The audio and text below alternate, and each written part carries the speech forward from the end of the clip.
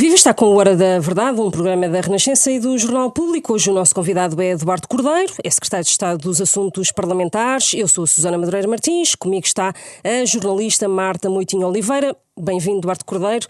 Comecemos pela execução orçamental. O Ministro das Finanças disse que mais de metade do orçamento está cumprido a meio do ano. Os partidos têm-se queixado, contudo, que as medidas que ainda dependem do Governo estão mais atrasadas. O Governo faz aqui uma espécie de auto-boicote às negociações do Orçamento do Estado para 2022? Não, pelo contrário. Ontem tivemos o dia inteiro reunidos com os partidos políticos e com as deputadas não inscritas que viabilizaram o Orçamento de Estado, portanto com o PCP, com o PAN, com o PEV, com as deputadas não inscritas Cristina Rodrigues e Joacine Catar Moreira, onde pudemos, de forma muito transparente, prestar contas relativamente à execução do Orçamento de Estado a meio do ano. E demos toda a informação que neste momento temos disponível relativamente a todas as matérias. Também demos informação relativamente à execução geral do Orçamento de Estado, que acho que é também do interesse dos partidos políticos terem conhecimento relativamente a isso. A avaliação que nós fazemos, seja olhando para a lógica da necessidade, ou seja, para as medidas que estavam escritas no Orçamento de Estado e que correspondiam a uma execução rápida, tendo em conta a necessidade que o país sentiu e sente, se quer olhando para aquilo que é o volume, que é, se nós quisermos por um momento considerar que queremos olhar para uma medida desconsiderando a importância que ela tem, e as medidas que, como é óbvio, têm importâncias diferentes, não é igual a medida que nós podemos aplicar relativamente, por exemplo, à aplicação do layoff a 100%, como, por exemplo, uma outra qualquer medida que esteja no Orçamento de Estado, mas ainda assim, olhando para a lógica quantitativa, avaliando aquilo que são as medidas que estão executadas ou que estão em curso, também aí a avaliação, na nossa entender, é uma avaliação positiva e, portanto, temos a generalidade das medidas executadas ou em desenvolvimento e, na nossa opinião, a leitura que fazemos, e essa é que é mais importante, é que foi possível, na nossa opinião, sinalizar aos partidos que estamos em condições de cumprir o Orçamento de Estado ao longo do ano, ou seja, se fizermos hoje um corte a 6 meses do ano, aquilo que é a perspectiva que nós temos face à execução que temos, se conseguimos chegar ao final do ano com uma execução generalizada das medidas que negociamos, nós acreditamos que estamos em condições de o cumprir e também sentimos que outro elemento muito importante, que era se nós conseguimos projetar confiança nos partidos políticos e nas deputadas não inscritas relativamente àquilo que é o grau que é necessário de execução relativamente aos compromissos que assumimos para poder iniciar conversações relativamente ao Orçamento de Estado de 2022 e nós também acreditamos que foi possível transmitir esse grau de compromisso e confiança. Acho que os partidos políticos, quando negociam com o Governo, têm a expectativa de que nós nos empenhemos de forma muitíssimo dedicada naquilo que é a execução das medidas. E já agora, por último, para dizer que há um enorme reconhecimento da nossa parte que, sem o apoio político que nós tivemos no Orçamento de Estado destes partidos, do PCP, do PEV, do PAN e das deputadas não inscritas, não seria possível responder aos problemas que o país tem enfrentado da forma como nós temos respondido, e isso é algo que nós temos plena noção da importância que teve a aprovação deste orçamento e a posição política que os partidos tiveram, e também por isso nos sentimos absolutamente comprometidos com a execução do Orçamento de Estado. Então, o que se passa neste momento é que o Governo faz uma espécie de um pedido, um cheque em branco aos partidos para... Não, pelo contrário. De que dará a garantia de que será tudo cumprido até ao final do ano, mas antes disso vai ser preciso aprovar um outro orçamento. Portanto, é um cheque em branco que pede? Pelo contrário. O que eu estou a dizer, tivemos um dia inteiro reunidos a dar prestação. Eu posso fazer-vos, se quiserem, uma análise, mas nós temos uma análise muitíssimo possível do grau de execução do Orçamento de Estado à data. Portanto, nós hoje podemos dizer que temos, o Ministro das Finanças disse na Comissão de Orçamento e Finanças, mais de metade do orçamento está executado. Nós, se olharmos para aquilo que são os números em concreto, vou dar um exemplo concreto, nós tivemos no Orçamento de Estado grandes prioridades políticas. Prioridade política, reforçar o Serviço Nacional de Saúde. Prioridade política, apoiar as empresas e manutenção de emprego. Prioridade política, apoios sociais às famílias e aos trabalhadores que perdem rendimento. E nós olhamos para os dados executados à data do Orçamento de Estado e o que é que nós vemos? Nós vemos mais de 2.500 profissionais contratados para o Serviço Nacional de Saúde, quando o objetivo anual que nós estabelecemos no Orçamento de Estado eram 4.200 profissionais. É mais mais de metade. Se me perguntar, estamos em condições de cumprir os 4.200 profissionais no final do ano relativamente ao Serviço Nacional de Saúde? E eu estou a responder, sentimos que estamos em condições de cumprir o objetivo. Portanto, enquadra-se naquilo que eu disse há pouco, que é nós, a meio do ano, demonstramos comprometimento com aquela medida. É uma medida muito exigente. Se nós depois desagrega-se num conjunto de artigos no Orçamento de Estado, e nós já contratámos 2.500 profissionais, mais de metade daquilo que é o objetivo está definido, e sentimos que estamos em condições de contratar todos. Portanto, isto não é um cheque em branco. Da mesma maneira, quando nós olhamos para aquilo que foram as medidas que nós, relativas ao apoio direto às empresas e ao emprego, à manutenção de emprego, nós vimos mais de 2.000 milhões de euros já executados do ponto de vista do Orçamento de Estado. Nós hoje olhamos para a taxa de desemprego, temos uma taxa de desemprego de 7% num contexto pandémico e de crise económica e social. E isso significa que nós temos conseguido manter o emprego. Se nós olharmos para aquilo que são os apoios às famílias e aos trabalhadores relativamente à manutenção de emprego, olhamos para medidas como a prorrogação do subsídio de desemprego que foi automática ou o layoff a 100% que também foi uma medida automática, nós estamos a falar de mais de 300 milhões de euros no que diz respeito só à parte das famílias e trabalhadores que perderam rendimento, não é o layoff. 300 milhões de euros. E, portanto, nós estamos a falar, à data, de ter um conjunto muitíssimo significativo de medidas executadas com impacto na economia. Isto não são cheques em branco, isto são as medidas que nós negociámos com os partidos políticos que nos viabilizaram um orçamento que tinha um objetivo político de resposta a prioridades muito concretas e nós estamos a responder e estamos a executar. Nós não pedimos cheques em branco, agora não se pode pedir em junho para ter um orçamento que vai até dezembro totalmente executado. Isso nunca aconteceu, não é certamente este ano que vai acontecer. Há medidas que vão sendo executadas ao longo do ano, têm prazos específicos para serem executadas. Agora, o que se exigia a meio do ano era, da nossa parte, a capacidade de demonstrar naquilo que eram as prioridades políticas do orçamento, naquilo que eram as medidas negociadas com os partidos, que elas estavam a ter um andamento adequado, proporcional às necessidades, porque há matérias que nós não podemos estar a executar em dezembro quando elas são necessárias em janeiro, e, simultaneamente, que temos a capacidade de projetar face àquilo que é a informação que nós prestamos aos partidos, à forma como estamos a lançar os procedimentos necessários para a execução de um conjunto de medidas, executá-las. Estamos a falar de mais de 190 medidas negociadas com os partidos. É um número muitíssimo significativo. Nem todas estão com o mesmo nível de maturidade, mas volto a dizer, nem todas têm o mesmo grau de importância ou necessidade face àquilo que é a situação que o país está a viver. A delegação do PCP ontem não prestou declarações após a reunião com o Governo, mas a verdade é que o líder parlamentar, João Oliveira, aqui neste programa, A Hora da Verdade, mostrou-se muito preocupado em relação precisamente à execução orçamental, deixando de resto o aviso que sem a execução orçamental feita em 2021 não será possível ou irá condicionar as negociações do orçamento de 2022. O Governo consegue garantir que a grande parte, ou 80%, 90% ou 100% das medidas vão ser executadas, as medidas que foram acordadas com o PCP e com os outros partidos que vão ser executadas, de facto, até dezembro deste ano? Mas foi isso que eu disse. O que eu disse é que das reuniões permitem-nos tirar duas conclusões. A primeira conclusão é que nós consideramos que, face à execução que estamos neste momento a meio do ano, permite-nos olhar para perspectivar o resto do ano e dizer que estamos em condições de executar a generalidade das medidas que negociamos com os partidos. 2, que achamos que o grau de execução que temos neste momento do orçamento permite-nos gerar a confiança para iniciar conversas relativamente ao Orçamento de Estado de 2022.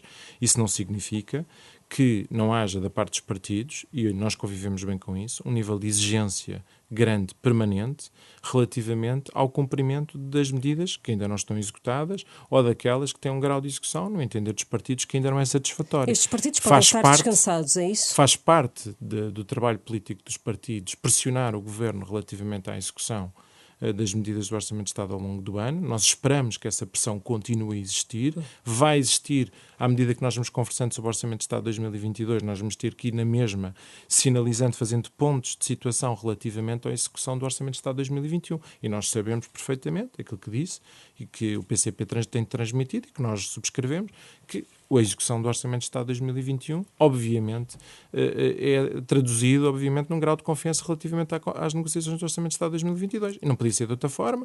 Nós aceitamos esse nível de exigência e estamos disponíveis para ir fazendo um ponto de situação. Já fizemos agora, este era importante, porque era a meio do ano, implicava necessariamente nós transmitirmos um conjunto de informação com muita densidade relativamente às matérias. Não significa isso, que volto a dizer, que as medidas estejam todas executadas. Dei um exemplo daquilo que eu referi há pouco dos profissionais de saúde. O objetivo que está no Orçamento de Estado são 4.200 profissionais, não são 2.500. mas nós temos contratados à data 2.500 profissionais. E, portanto, nós sabemos perfeitamente que o compromisso são 4.200 profissionais. Nós, por exemplo, já autorizámos a contratação de 5.000 assistentes operacionais para as escolas. Se me perguntar, todas as escolas já contrataram os assistentes operacionais? Não vão ter contratado, com certeza.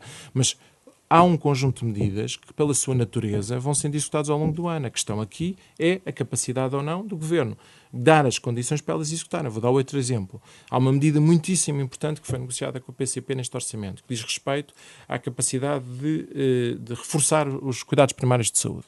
É uma medida que declina-se em várias matérias. Contratação de técnicos de diagnóstica e terapêutica, reforço das instalações e equipamentos nos cuidados primários. Pressupõe, do lado das finanças, a transferência de 150 milhões de euros para o Ministério da Saúde para executar um conjunto de medidas. Essa transferência já aconteceu. Os técnicos de saúde, diagnóstica e terapêutica já foram autorizadas as suas contratações.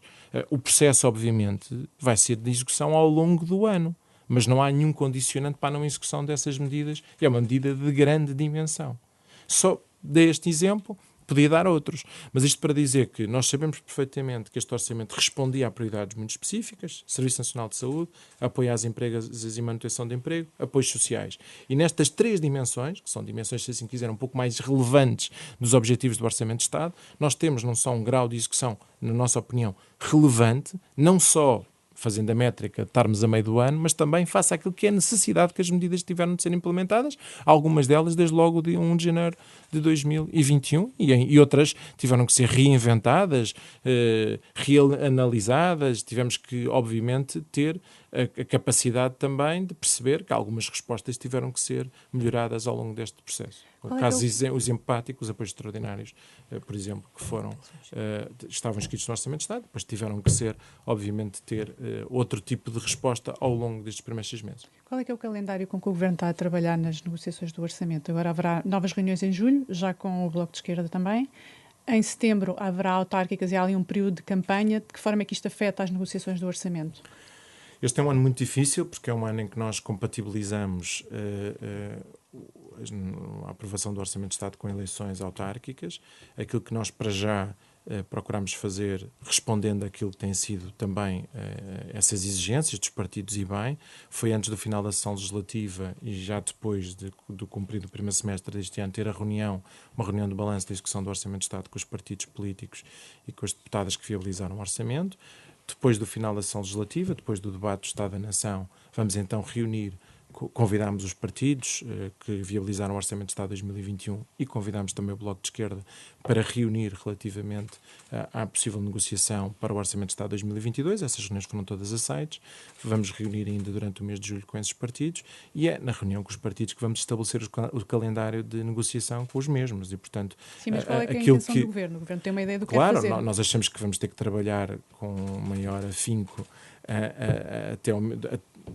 ainda antes do processo das eleições autárquicas e depois com muita intensidade entre as eleições autárquicas e a entrega do orçamento, que é 11 de outubro. Portanto, vai haver aqui vários momentos de negociação. Ainda tem que haver uma primeira conversa de perspectivas, de análise daquilo que é as nossas perspectivas do Orçamento de Estado de 2022, ouvir aquilo que são as prioridades dos partidos, perceber quais são as linhas vermelhas para os partidos políticos relativamente ao Orçamento de Estado de 2022, depois trabalhar sobre uma proposta, se calhar ter uma conversa ainda no final do mês de agosto ou no início do mês de setembro, já apresentando uma primeira versão e depois voltando a reunir com maior intensidade entre as eleições autárquicas e a entrega do Orçamento de Estado. A campanha eleitoral não vai atrapalhar essas negociações, entretanto? Vai atrapalhar certamente e, no nosso entender, não faz muito sentido durante a campanha eleitoral termos reuniões formais com os partidos políticos. Vamos ter que as ter antes e vamos ter que ter depois. O PCP propunha a data de 10 de outubro, precisamente para as eleições autárquicas, precisamente para permitir um tempo mais alargado para negociar o orçamento do Estado e, portanto, não encavalitar os dois momentos, não é? A nossa leitura é exatamente a inversa, na medida em que achávamos que ter eleições autárquicas a 10 de outubro e entregar o orçamento a 11 é que geraria esse processo de sobreposição total. Aquilo que a análise do passado tem-nos dito, que tem sido difícil, que não haja reuniões na semana que antecedem a entrega do Orçamento de Estado com os partidos políticos. Aliás, se formos ver do ponto de vista daquilo que tem sido histórico, há sempre muitas reuniões, ou pelo menos há últimas reuniões, com os partidos políticos na semana que antecede a entrega do Orçamento de Estado. E, portanto, isso significava estar a reunir com os partidos em plena campanha eleitoral, significava nós estarmos a entregar o Orçamento de Estado um dia depois das eleições autárquicas. E isso pareceu-nos, à data, sinceramente, pareceu-nos muito mais difícil. Aceitamos que o PCP tenha uma leitura diferente, tomámos esta nossa decisão exatamente pelas mesmas razões, mas acreditando que a sobreposição aconteceria se tivéssemos as eleições a 10 de outubro e a entrega do Orçamento de Estado a 11. Desta forma, acreditamos pelo menos que podemos ter reuniões antes do início da campanha eleitoral, podemos ter reuniões depois da campanha eleitoral. Durante a campanha eleitoral achamos que não é avisado termos reuniões relativamente ao Orçamento de Estado. As negociações no ano passado com o Bloco de Esquerda foram bastante difíceis e duras e acabaram com o voto contra do Bloco de Esquerda no Orçamento. Que lições é que o Governo retirou do que aconteceu no ano passado e que pretende corrigir este ano nas negociações? Nós tivemos uma atitude muito frontal, transparente no processo negocial no Orçamento de Estado com todos os partidos, inclusivamente com o Bloco de Esquerda. Eu acho que há aqui, muitas vezes confunde-se o processo de negociação do Orçamento de Estado com dimensões mais de natureza pessoal e sobre a avaliação ou não da confiança que existe sobre quem num determinado momento está à frente de um governo ou está à frente de um partido. Nós achamos que isso tem que ser afastado. Nós vamos procurar negociar com o Orçamento de Estado, com os partidos que viabilizaram este orçamento e com o Bloco de Esquerda, na perspectiva daquilo que nós entendemos que são as necessidades do país e daquilo que, no nosso entender, é possível construir de resposta. E é nessa perspectiva que nós olhamos um pouco mais para trás. Nós comparamos aquilo que é a resposta que um governo de esquerda tem dado à crise com a resposta que um governo de direita deu à crise. Nós olhamos para aquilo que tem, na altura, o governo de direita teve uma taxa de desemprego durante a crise de 17%. Nós estamos com uma taxa de desemprego de 7%. Porquê? Porque nós tivemos medidas específicas para apoiar a manutenção de emprego. Na altura, nós tivemos corte nos salários. Neste orçamento que nós conseguimos negociar com o PCP, com o PEV, com o PAN e com as deputadas não inscritas, nós tivemos a possibilidade de reforçar o salário mínimo, de aumentar suplementos para determinados funcionários da função pública que estavam mais expostos à situação pandémica, aumentámos as pensões, tivemos respostas concretas, nomeadamente o layoff a 100%, para evitar que houvesse reduções de rendimentos.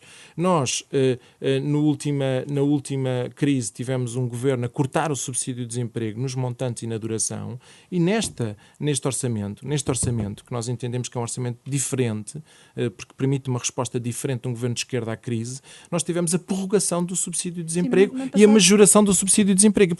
E isso reflete-se numa resposta totalmente diferente à crise. Portanto, se nós temos que aprender alguma coisa com o passado, é o que é uma resposta de um governo de direita à crise e o que é a resposta de um governo de esquerda à crise. E isso deve caracterizar quem apoiou e viabilizou. Repare o que é que teria sido se todos os partidos tivessem tido a mesma posição que o Bloco de Esquerda teve de inviabilização do Orçamento de Estado e nós tivéssemos sido confrontados ou com a governação perante duodécimos ou com aquilo que podia ser uma crise política.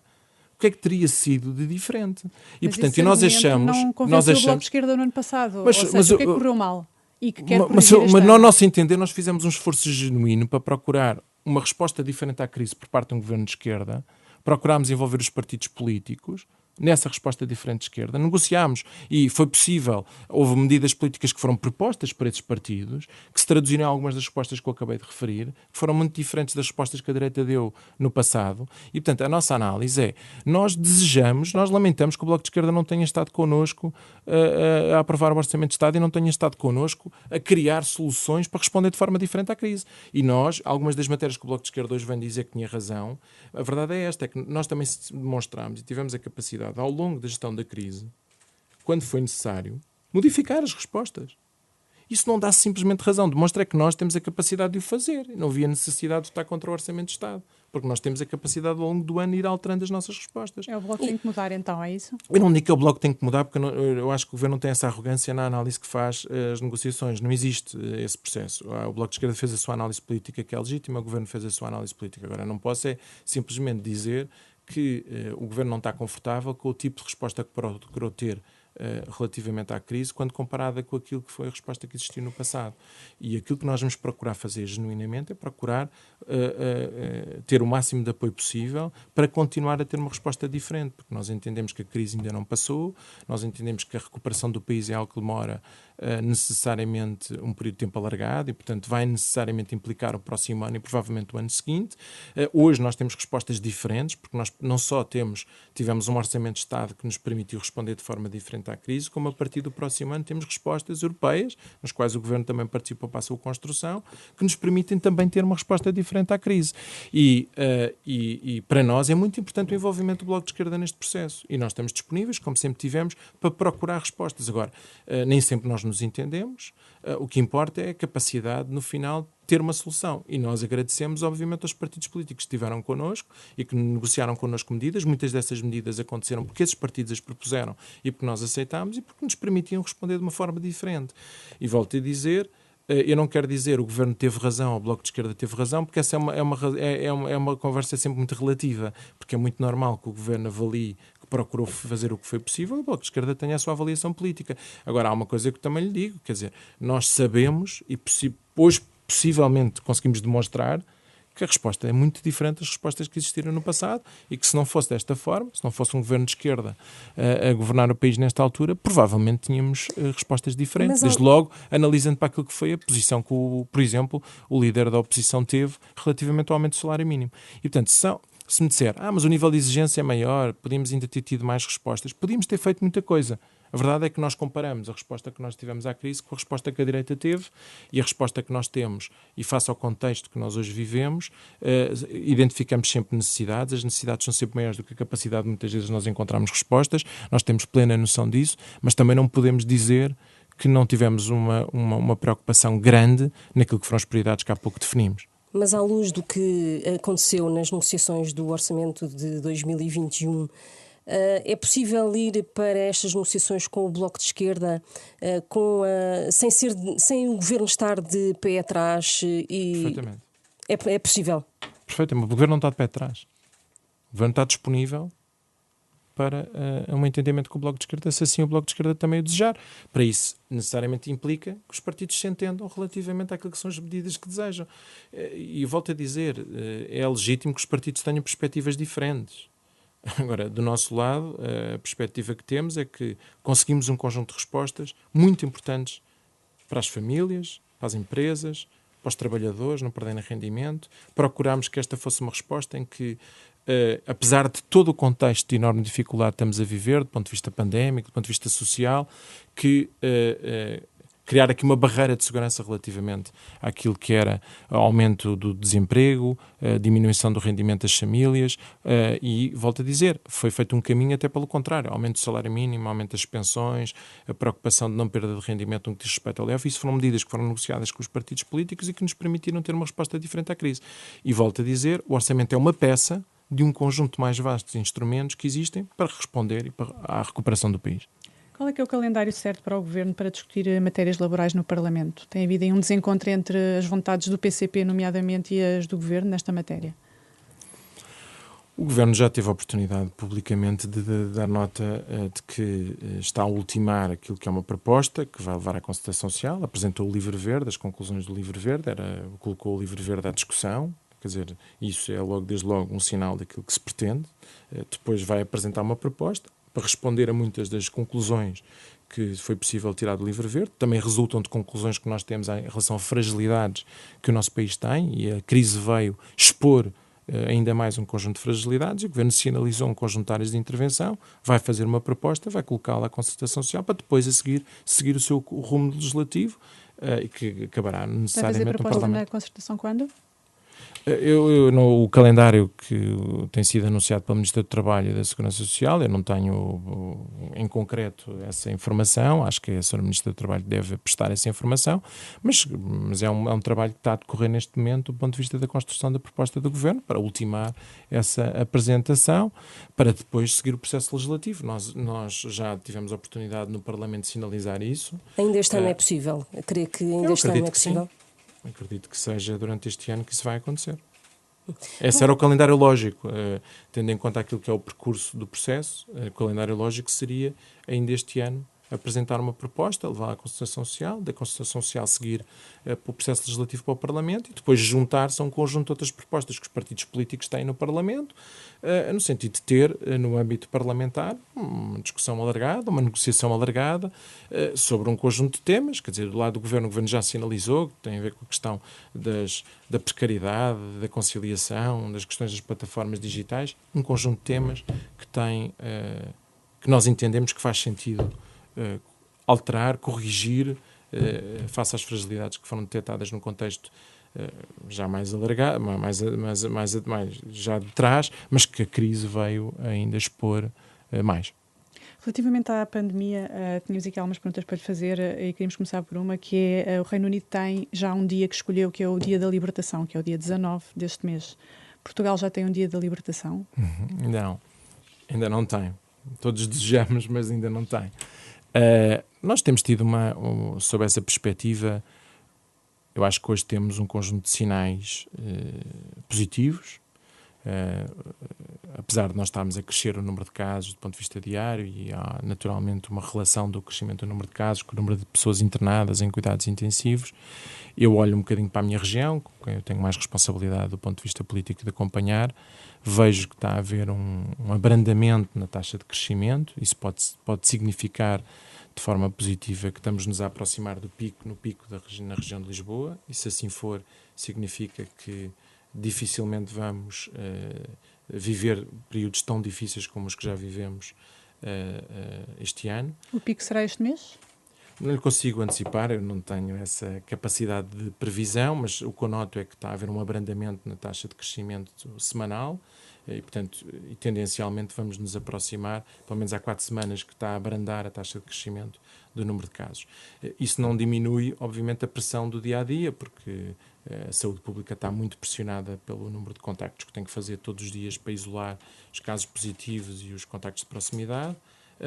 Os hospitais estão naturalmente também com pressão relativamente aos internados. Estamos longe da pressão que já vivemos, também é importante dar nota disso, e estamos a ter um ritmo de vacinação muito acelerado.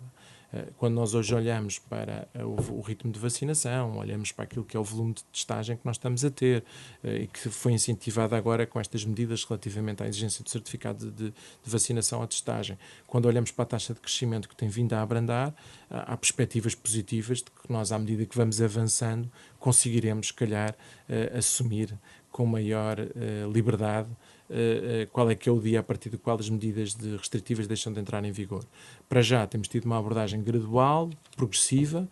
Os sinais que temos dado têm sido no sentido da compatibilização da maior abertura, mas não deixando de ter alguma cautela e prevenção, e o certificado vai nos permitir isso. A minha expectativa é que nós progressivamente vamos criando oportunidade para substituir medidas de natureza restritiva por medidas em que se exige o certificado. Quando nós começamos a ter 4 milhões de pessoas com vacinação completa, começamos a ter um número também, 6 milhões de pessoas com pelo menos uma dose, começamos a ter muitas pessoas a ter o certificado, começam a ter a capacidade de ter o certificado sem necessidade de estar a fazer testes de forma permanente.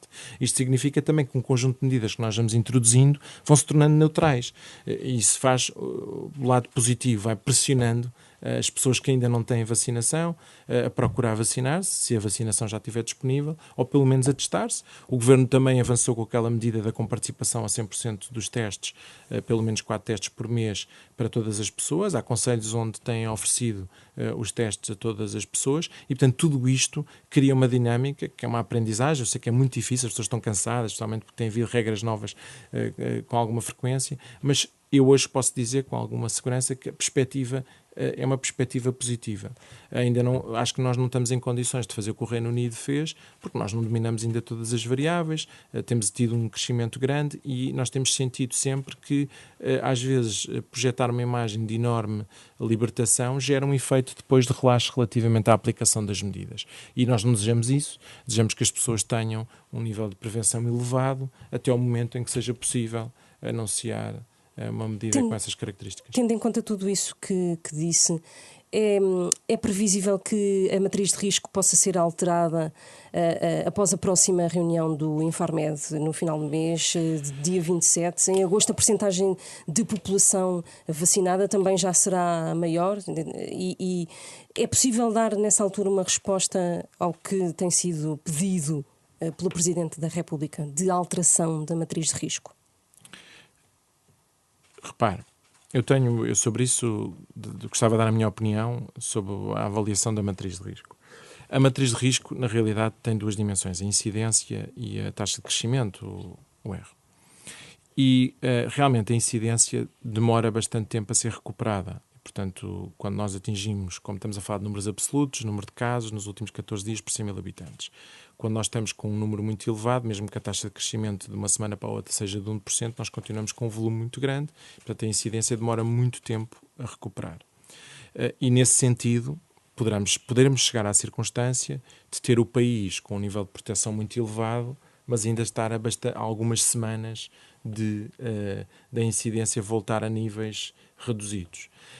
E, portanto, essa é a única perspectiva que eu diria, que era a velocidade, digamos assim, se justificava ou não sermos mais rápidos num processo de redução do número de medidas de restrição, tendo em conta uma evolução mais lenta da incidência face àquilo que é o R, porque o R tem uma evolução muito mais rápida, porque à medida que nós vamos tendo uma taxa de crescimento mais baixa, o R vai ficando, obviamente, na matriz de risco, vai se aproximando, digamos assim, do lado esquerdo. E, portanto, é na incidência que eventualmente pode-se justificar para quem tem, penso eu que é a perspectiva do Sr. Presidente da República, que é a ideia de que temos que ter uma matriz de risco que traduza melhor que estamos hoje numa situação mais protegidos do que estávamos. Essa poderia ser a perspectiva, que era passar a ter uma análise diferente.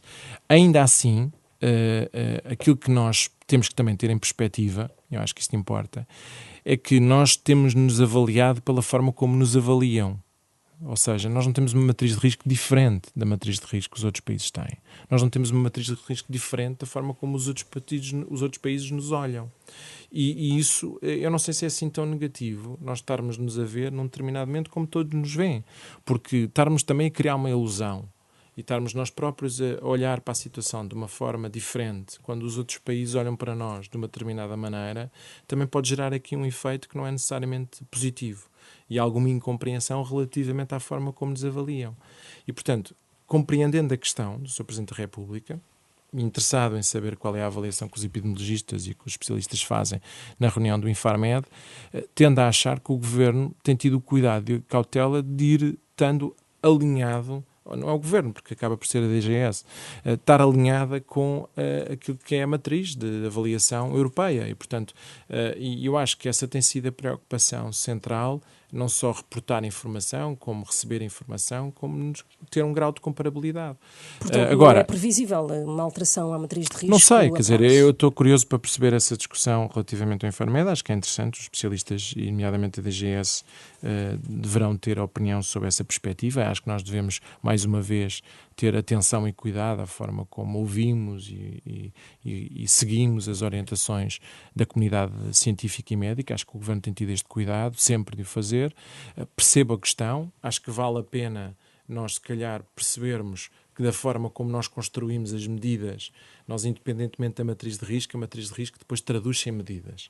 E aquilo que eu acho que o Governo pode ir fazendo é, à medida que vai tendo um grau de proteção maior e confirmando que a percentagem de pessoas com vacinação completa que têm-se infectado e a percentagem de pessoas com uma dose de vacinação que se têm infectado realmente é uma percentagem muito reduzida sobre o total de pessoas vacinadas, especialmente as pessoas com vacinação completa, e isso permite-nos, de alguma maneira, repensar um pouco as medidas. Sobre a matriz, acho que é uma matéria muito técnica, muito de avaliação científica e que penso que a Direção-Geral de Saúde deve ouvir a comunidade e deve gerar consensos relativamente a isso, e acho que se gerar um consenso relativamente a uma alteração da matriz de risco, parece que é uma matéria que o Governo tem que necessariamente prestar atenção. Deixe-me só pegar aí numa questão muito específica, que é a questão dos jovens que começaram agora a ser vacinados. O Governo tem dados sobre a taxa de adesão dos jovens às vacinas? neste momento, quer dizer, começou agora mesmo começámos a entrar agora nas faixas abaixo dos 30 anos. Quando é que terão dados então sobre isso? Que seja A possível Task perceber... Force tem tido... Nós não temos sentido, ao contrário de outros países, uma ausência de adesão dos portugueses à vacinação. Nós não temos sentido a ausência de adesão. Não sei se vamos sentir agora nos mais jovens. Até ao momento, aquilo que nos tem sido reportado pelo vice-almirante, pela Task Force, não tem sido de uma rejeição à vacinação. A taxa de rejeição não é muito elevada. Até agora nós temos tido a capacidade de vacinar percentagens muito elevadas das faixas etárias. E acreditamos que vamos continuar a fazê-lo. Claro que temos que procurar sensibilizar os mais novos para a vacinação. É importante, se calhar, de hoje para amanhã, pensar em medidas que permitam também associar a liberdade de circulação, de abertura de determinadas atividades com a necessidade de vacinação, para também estimular os jovens à vacinação. Eu acho que esse, por exemplo, é um caminho que fazia sentido. Discotecas, por exemplo? Por exemplo, eu é acho que é um caminho que faz sentido. Agosto? Eu diria que, acho que, mais uma vez, é uma matéria que tem que ser absolutamente consensual naquilo que é a construção dessa solução, com o nível de aceitação da DGS e da comunidade médica e científica relativamente a isso. Mas eu diria que, à medida que nós vamos atingindo objetivos concretos na vacinação, vou-lhe dar um exemplo concreto. Nós inicialmente achávamos que uma dose de vacinação para os mais de 60 anos representava um momento de maior abertura. Foi por isso que nós criámos uma nova fase de desconfinamento. Começou, que ainda tem estado a prosseguir, mas começámos uma nova fase de desconfinamento. E porquê uma dose de vacinação dos mais de 60 anos? Porque os mais de 60 anos representavam grande parte das faixas etárias que corresponderam à mortalidade da doença, e uma dose de vacinação, porque acreditávamos que uma dose de vacinação as pessoas estavam mais protegidas. Com a nova variante, percebemos que era possível as pessoas com uma dose de vacina ainda assim serem infectadas, e o Governo, e bem, repensou um pouco relativamente a ser esta uma meta, digamos assim, referenciadora daquilo que podia ser uma abertura, e transformar, e hoje faz mais sentido olhar para a meta na perspectiva da vacinação completa dos mais de 60 anos. E, portanto, nós estamos praticamente a atingir a vacinação completa dos mais de 60 anos. E, portanto, essa corresponde a uma meta muito importante, que os mais de 60 anos, volto a dizer, correspondeu ao grosso, à generalidade, mais de 95% da mortalidade do nosso país. E, portanto, ter essa população com a vacinação completa, acho que é uma meta muitíssimo importante, independentemente das outras, relacionadas com a imunidade de grupo, que hoje já se perspectiva que seja 80%, 85% da população. Ter a população com mais de 60 anos com vacinação completa, acho que é uma meta muito importante e que nos permite, na minha opinião, repensar um pouco as tais medidas restritivas face à introdução de medidas como as que temos feito agora com o certificado. E a questão, por exemplo, das discotecas, acho que já começa a ser a altura de podermos pensar abertamente nessa solução, tendo em conta que estamos já com este nível de vacinação. Se depois isso deve corresponder a esta meta que eu estou a referir, dos mais de 60 anos com vacinação completa, se deve se referenciar já ao período em que estamos mais perto da imunidade de grupo, confesso que não tenho uma opinião totalmente fechada. Tendo a achar que deveria coincidir o momento em que a vacinação está disponível para os mais de 18 com o momento em que nós introduzimos essa medida, porque diria que os jovens depois, mais não seja, para procurar ter uma vida social mais liberta, iriam atrás da vacinação. E isso era uma medida, um incentivo que eu acho que fazia todo o sentido. E, portanto, como nós já estamos neste momento com autoagendamento já na casa dos 20 anos, já começa a fazer sentido começar, na minha opinião, a pensar na medida, de forma muito séria. Vamos mudar de assunto. E, em relação à nomeação de Vítor Fernandes para o Banco de Fomento, está em suspenso por causa das ligações apontadas pelo Ministério Público com Luís Filipe Vieira, o presidente suspenso do Benfica. O novo banco decidiu fazer uma auditoria interna para avaliar os procedimentos deste ex-gestor. Este caso não afeta também a própria gestão do novo banco e a gestão de António Ramalho? Pronto, acho que esse é um tema que eu acho que o Governo fez bem em suspender a nomeação de Vítor Fernandes para o Banco de Fomento, porque acho que não podia ficar nenhuma dúvida, qualquer tipo de questão relativamente àquilo que é a gestão do Banco de Fomento, aquilo que é um novo instrumento que nós temos e que vai ser fundamental na recuperação económica. Acho que seria muito difícil estar a criar, ter permanentemente essa questão em torno do Banco de Fomento, e acho que o Governo fez bem. Relativamente às questões que refere, acho que são matérias que têm que ser tratadas pelo Banco de Portugal, pelas autoridades que têm como responsabilidade regular o setor bancário, e acho que entre o Banco de Portugal e o Ministério Público cabe-lhes a eles avaliar aquilo que é a correta gestão ou não de um banco. Acho que é isso que felizmente existem essas entidades no nosso país com essas responsabilidades. É a eles que lhes cabe fazer essa avaliação. Acho então que o Banco de Portugal devia reavaliar a idoneidade dos atuais gestores do novo banco. Acho que está nas competências do Banco de Portugal avaliar a idoneidade de todos os gestores bancários. Não está apenas dos do novo banco. Agora para isso? Não sei, quer dizer, caberá obviamente ao Banco de Portugal responder se entende que há informação que lhe permite fazer algum tipo de avaliação diferente. Só estou a constatar um facto muito evidente, que o Banco de Portugal e o Ministério Público é que devem avaliar se existe algum problema na gestão do novo banco, e se existe, obviamente, depois sim, nós devemos, perante esses factos, pensar na forma como depois devem ou não tomar decisões, se é que há a tomar. Agora, acho que o Banco de Portugal e o Ministério Público são as entidades certas para fazer essa avaliação. O Banco de Fomento está a custar a arrancar. Já foi tão difícil a criação de uma instituição como esta, e quando é que o Banco de Fomento pode começar, de facto, a funcionar normalmente com uma gestão normalizada?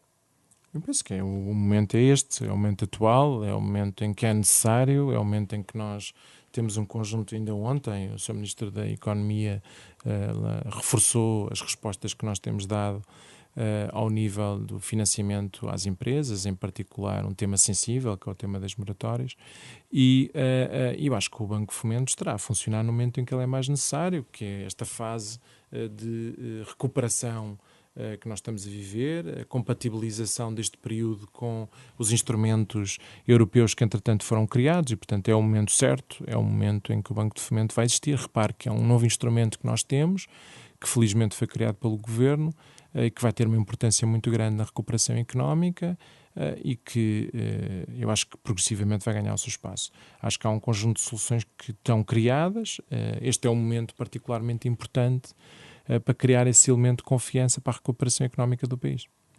Mudando um bocadinho outra vez de assunto relativamente ao Governo, fala-se de vez em quando sobre a necessidade de remodelar, e tem havido bastantes casos relacionados com vários ministros que têm dado um bocadinho gás a essa tese.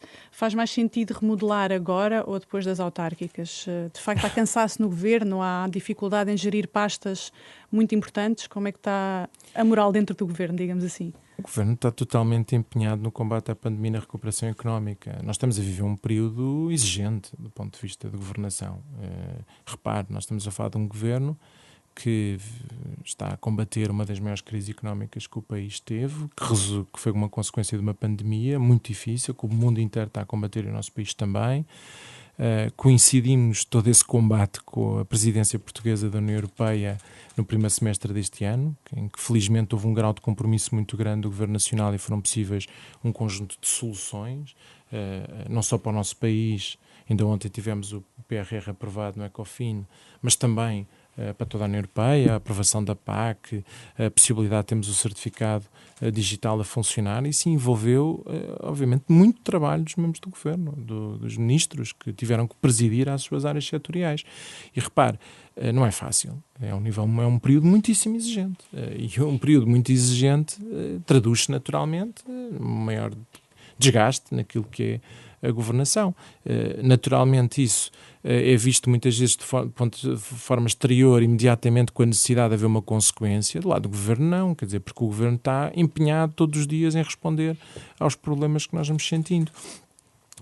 Cabe ao Primeiro-Ministro a fazer a sua avaliação permanentemente sobre o seu Governo. E o Sr. Primeiro-Ministro já a fez recentemente, e portanto é um ano muito, muito, muito difícil. É importante colocar isso em perspectiva.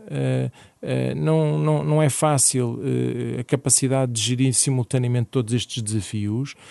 Naturalmente isso cria da parte do Governo uma necessidade, uma subcarga muito grande, mas eu acho que em inúmeras matérias o Governo tem estado à altura daquilo que são os desafios que nós precisamos, que é, há pouco falei do orçamento e da necessidade de ter aplicado num determinado momento um conjunto de respostas que permitem hoje, por exemplo, termos um nível de desemprego baixo quando nos comparamos com o nosso passado ou quando nos comparamos a nível europeu e, portanto, temos respondido à crise com manutenção de emprego, foi um desafio extraordinário. A capacidade de ter mantido os rendimentos das famílias de alguma forma inalterados, a capacidade de termos tido a compatibilização da gestão da pandemia, que tem sido extraordinariamente difícil, mas mostramos que o Serviço Nacional de Saúde era resiliente e não quebrou, apesar de todos os picos, de todas as dificuldades, não quebrou, pelo contrário. Temos fortalecido o Serviço Nacional de Saúde com contratações, com equipamentos, com mais respostas, respondendo também às expectativas e aos anseios que os portugueses têm relativamente a isso, e ao mesmo tempo fomos capazes de ter a presidência portuguesa com um conjunto de soluções, sucessos, porque às vezes é um pouco distante a presidência portuguesa, porque nós não conseguimos perceber em que medida é que aquilo se traduz em concreto na melhoria da nossa vida. Mas neste caso nós percebemos que é diferente ter um plano de recuperação e resiliência quando na crise anterior não tivemos solução nenhuma dessas a nível europeu. Percebemos o que é que significa o certificado digital, porque já o usamos na nossa vida. Percebemos que houve um conjunto de sucessos que a presidência portuguesa teve, mas que se traduzem em concreto em aspectos da nossa vida e que a tornam melhor. Agradeço a Duarte Cordeiro, secretário de Estado dos Assuntos Parlamentares. O Hora da Verdade regressa na próxima semana. Muito obrigado.